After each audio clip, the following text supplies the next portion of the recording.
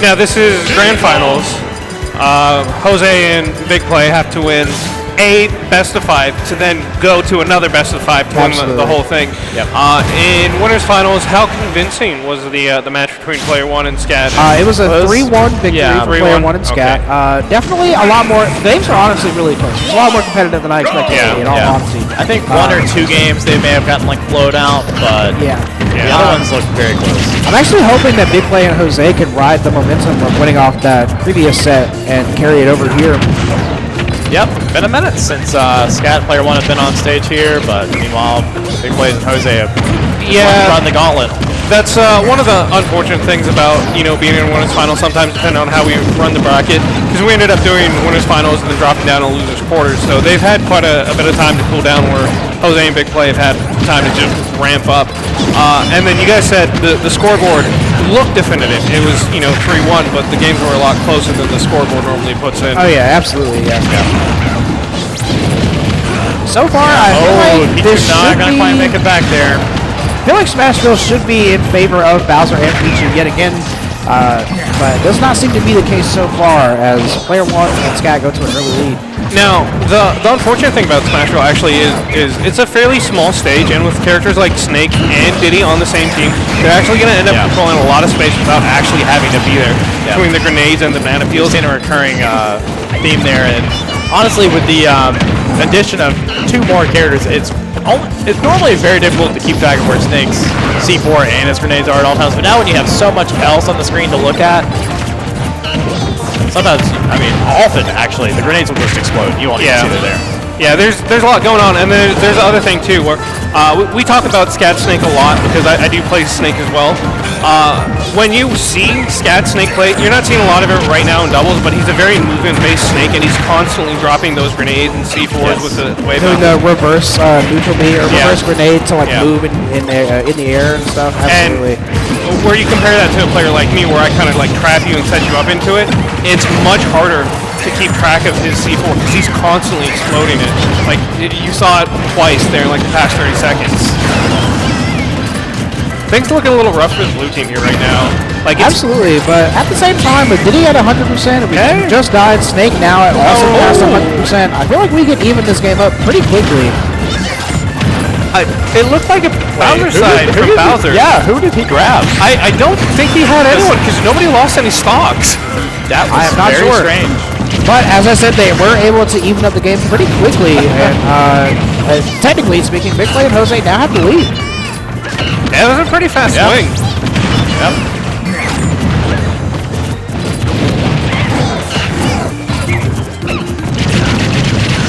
That out of shield option is just so strong from Bowser. Up B covers so much space. I mean, if you can up B out of shield, no matter which character you are, you've got a pretty strong. Okay, I take that back. Snake's up B out of shield isn't great. Yeah, it's pretty bad. It's pretty bad. Hey, I'm out of here. But that down air out of shield from Snake, that's where it's at. Definitely his fastest aerial. If you're not completely paying attention to Snake, and anytime you hear Snake go there's got to be so much panic. All 4 carries above 100%. Jose actually manages Player to 1's going to go down. But he kills both at the same time. Scat stealing that game almost.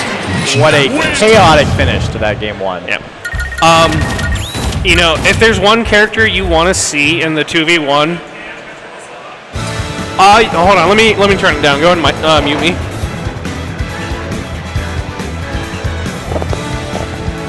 Steve's BigPlay does not like the light that we have on.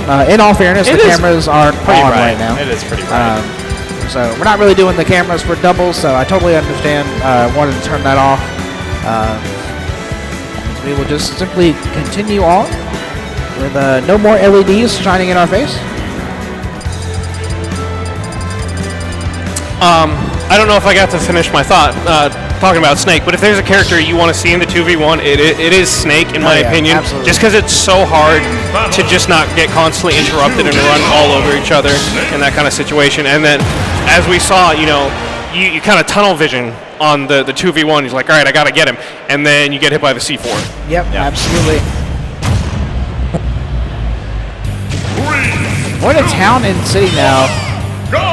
definitely feel like this should be pretty good for Snake and Diddy with all their projectiles. This big stage, a lot of space. Yeah, a lot of places to land a C4 and let it get lost in the chaos of the match. Detonate it when the time is right.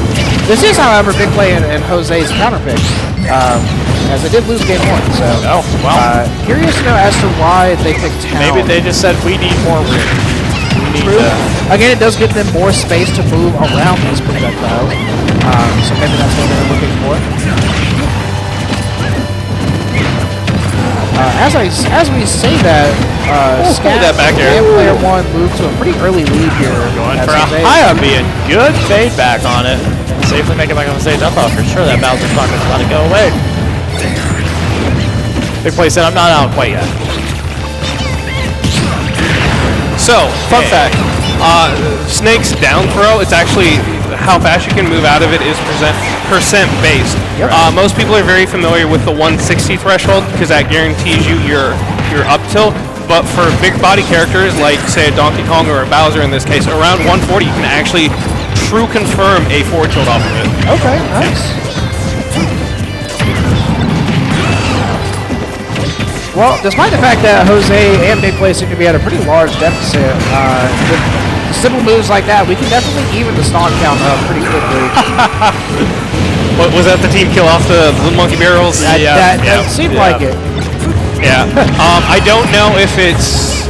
well, I'm going to say it's definitely not intentional, but it's definitely something you've been seeing a lot out of Player 1 and Scat is that, their teamwork isn't quite there. There's been a lot of team kills and accidental kills. But at the same time, hard to not be when your teammate's a Snake. Scat and Player 1 are just so good that they make it seem like it doesn't matter. Yeah. Yeah, when you've got a large stock lead and when you're all above 100%, accidentally killing your teammate is not as big a deal, but it definitely makes the games look a lot closer than, they could be. Absolutely, yeah. Jose was not able to convert that ledge trap onto anything. Wow. That seemed a little risky. Looking for off the top kill maybe, but hitting both with the Bowser side B, that's pretty good. Low Cypher. Go for some. Makes it back.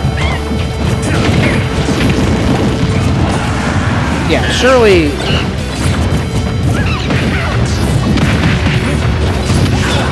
Now, I will say the Pichu versus Snake matchup, I know a lot of Pikachus and Pichus complain that matchup is pretty hard for them because grenades do have a tendency to kind of interrupt a lot of what they're doing, which is just the case with Snake anyway.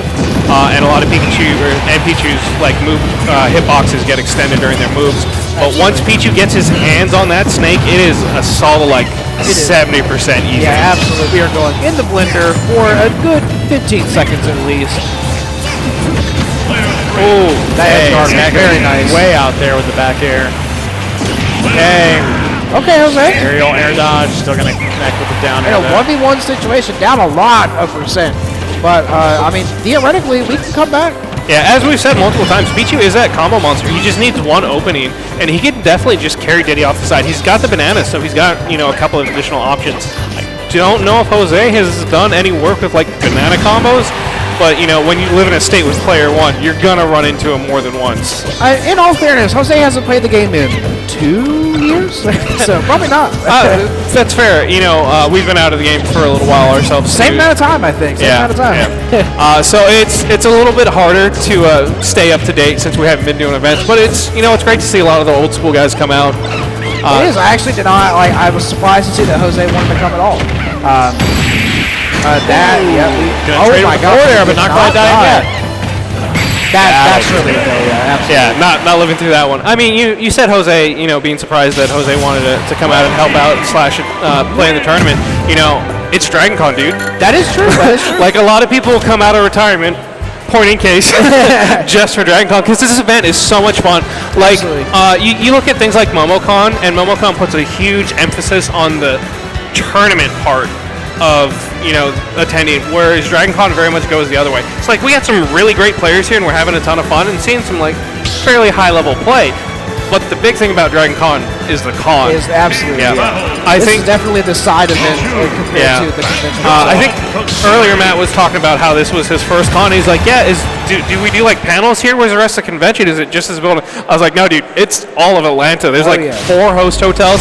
This is just gaming. The vendor hall is across the street. Dragon Con is crazy. Absolutely, absolutely. I love coming every year. This is something I look forward to. Yeah, every it is Labor Day weekend. definitely one of my favorite events to go to, if not my favorite. The only one where I could say I have fonder memories would be the KIT I got to do, and that's just because it was just a great weekend. But we're not here to talk about KIT. We're here at Dragon Con. We can talk about the fact that Player 1 just swapped to Banjo and Kazooie. When you got a few games to play with, you may as well have fun, right? Yeah, absolutely. I've never seen Player 1 play any character other than Diddy Kong. I've seen some like Villager from Player 1. I feel like that sounds familiar. Yeah. But he's been playing Diddy Kong since Brawl.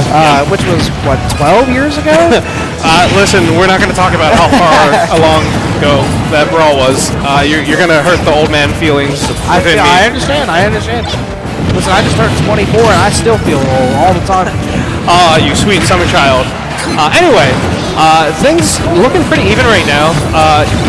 Banjo. BigPlay is a lot of rage here. Oh yeah, that's terrifying.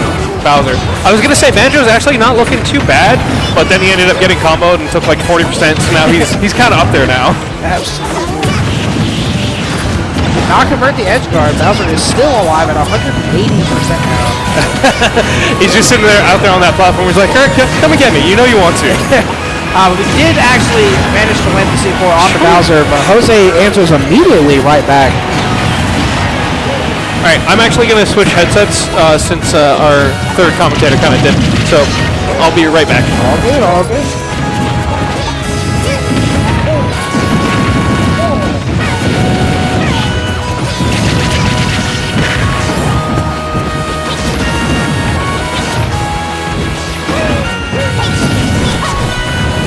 Hey, we're on the red headset now. Yeah. I'm going to turn this down a little bit. Yeah, another spike, but it looks like we are going to be able to grenade recover here with Banjo. And we spiked him again! Converting that edge guard really nicely. Puts up BigPlay and Jose into a pretty convincing lead here so far. Yeah, maybe that Banjo switch wasn't what they were quite looking for. Now, you said grenade recovery with Banjo. I was very confused because I thought you were talking about Snake. No, Banjo does do essentially the same thing, honestly. Yeah.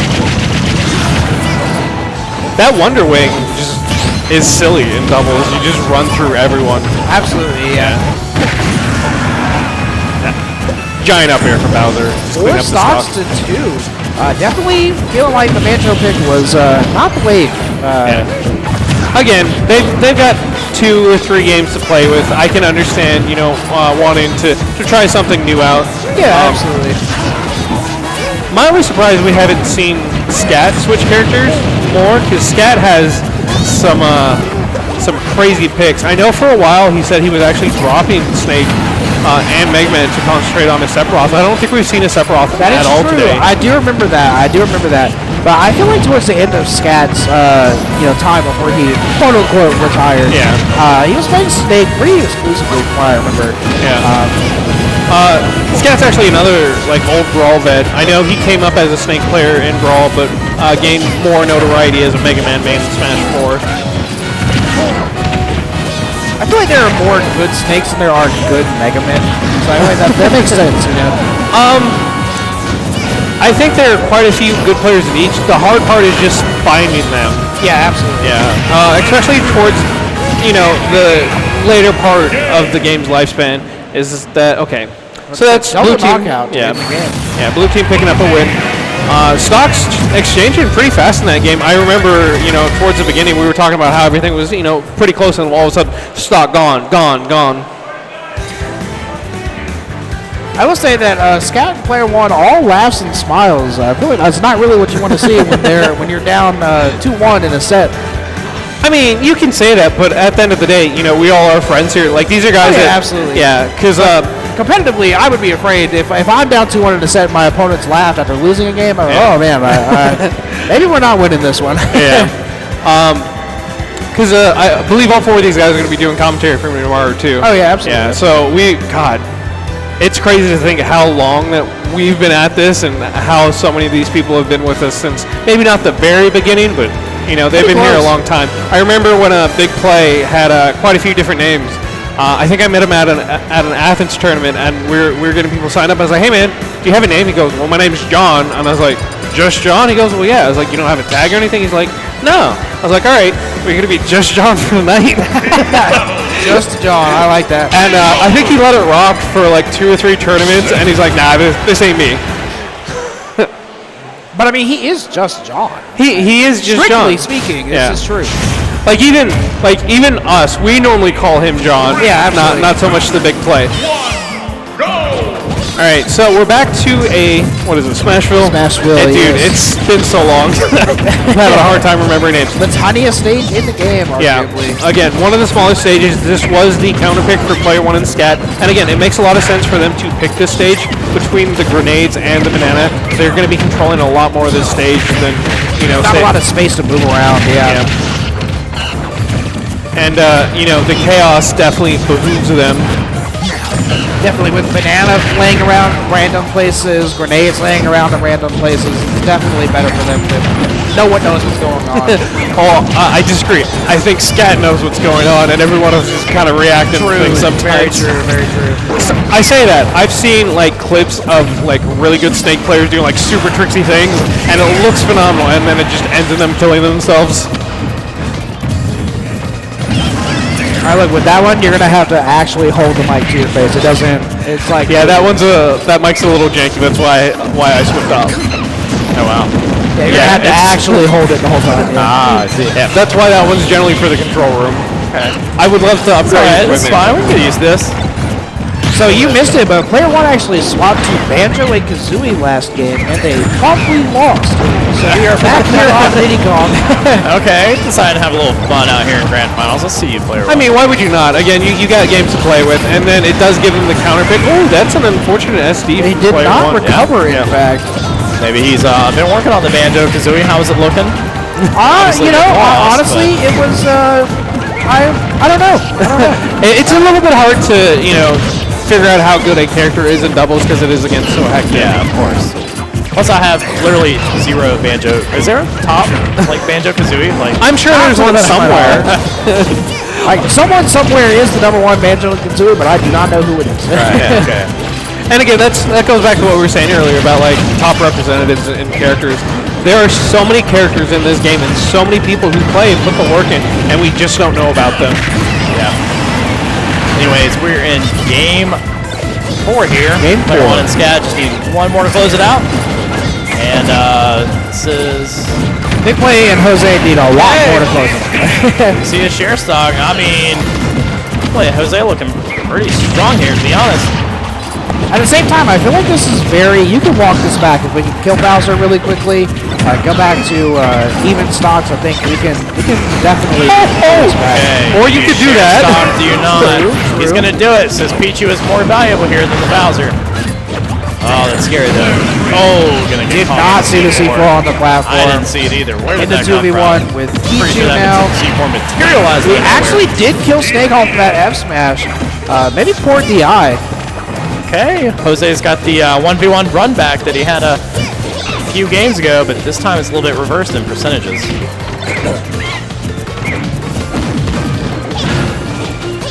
Does anyone know matchup spreads for Diddy versus Pichu? Absolutely not. Okay. Yeah. You don't see a lot of characters. Pichus. Yeah. I'd say both are small characters. Both threaten a lot of space between their 2 projectiles.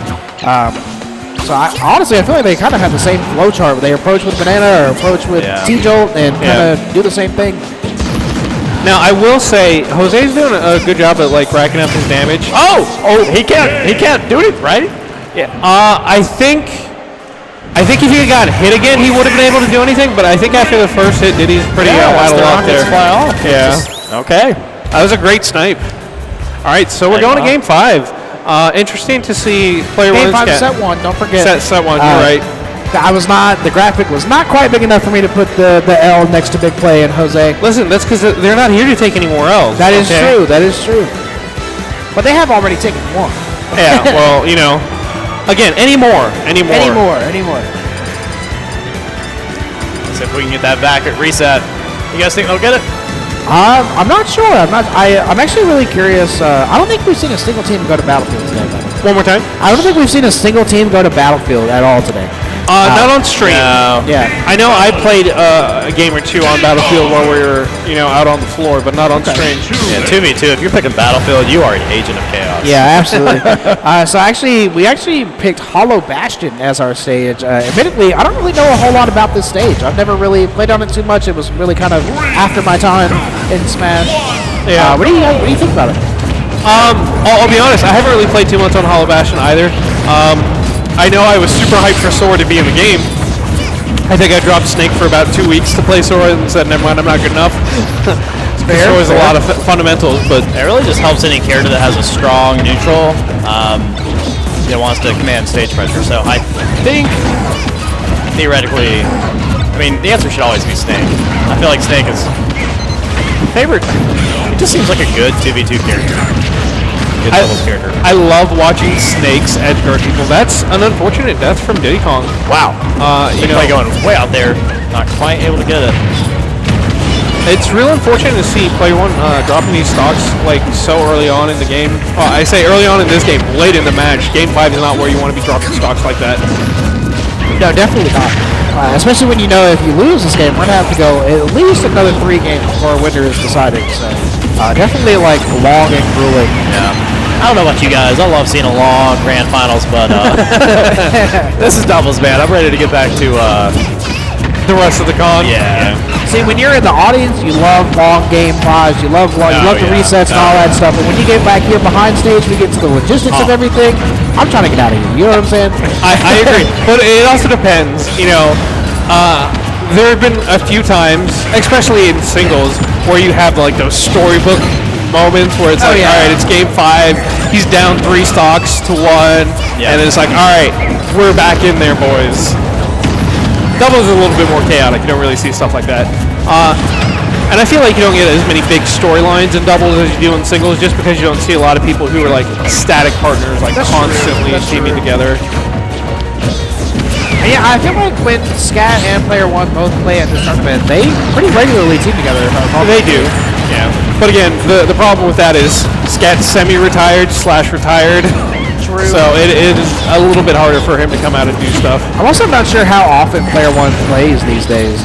I do still follow for misses the regrab. Okay, doesn't quite get it. And all of a sudden, this game is looking more and more doable for BigPlay and Jose. It was looking pretty one-sided before, but after that unfortunate SD, it's pretty close. That being said, BigPlay, Player One and Scat are already full stock, as BigPlay and Jose are on their last stocks. And I'm gonna be honest, I don't really know any player that's good enough to beat Player One and Scat in 2v1. I feel like I've seen some people in Georgia do it, especially when we had some more of those hyper-aggressive players like Salt One, or not Salt One, excuse me, Cola. Okay, BigPlay in a rough spot here. Yeah, and Bowser's not really the character you want to be doing the 2v1. Got bananas, got Nikitas, got grenades, having a real tough time making it back to the stage. I was surprised to see. On. Gonna go for the forward tilt. The percent's right. Can get that. A little bit of anti-synergy here at the end. What do you do, BigPlay? Are your cheeks tight? Listen. Mine. All right. Let's. Well, anyone. All right, wife, get out of here. Anyone grab from Snake wins the game. Now being removed from the venue. All right. Oh, that's gonna finish. Or any grab from Diddy Kong. Yeah, we've actually seen them do that quite a few times, where you use the stun from Diddy jumping off of them to just set up the up tilt.